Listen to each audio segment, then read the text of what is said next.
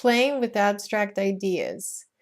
This is the first time I've used my voice in a video, so you'll have to bear with me if this doesn't sound any good.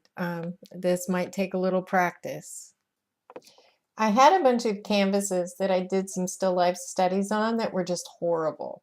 So I decided to give them a new life. I mixed up some titanium white and some ivory black and smeared it all over the canvases to create an abstract effect. I used knives, I used my fingers, I used rags, I used whatever, just anything to cover up those old paintings.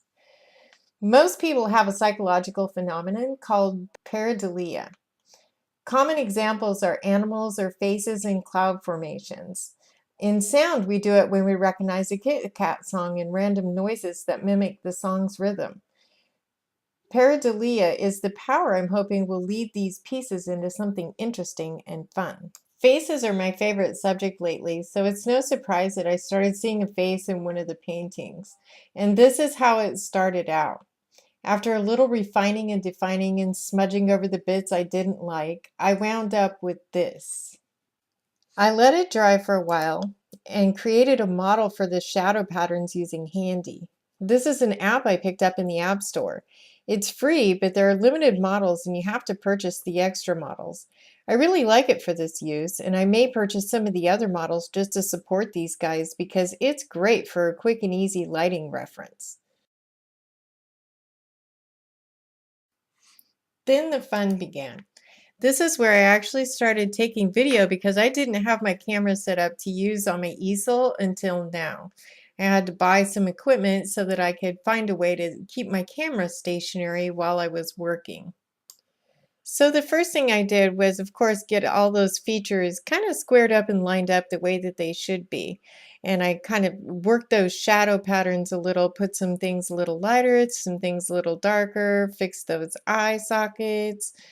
I really meddled with this for a really long time, kind of struggled with it, trying to get everything the way I wanted it to.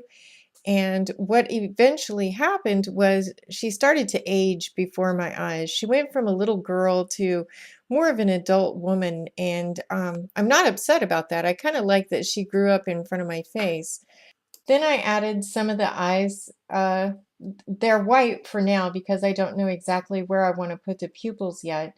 So it looks a little creepy, but I'm adding in some other stuff along this that maybe it'll be hair, maybe it'll be some sort of hood or something on her. I haven't really decided yet.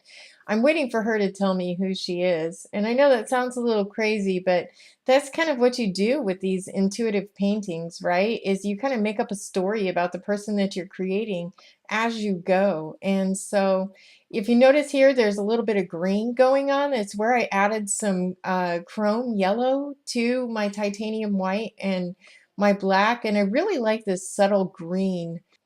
This is kind of putting an end to day 3 on this painting, and I'm really happy with where it's going. But because I've used titanium white, this is going to take a little while for this to dry, and I would like to be able to glaze over it the next time I paint on it, so I'm going to have to let this sit for a couple days. In the meantime, I've added some Terra Rosa to my titanium white and my ivory black and put it on some of the other paintings. You will have to tell me if you experience pareidolia as well, and if you do, what do you see in these?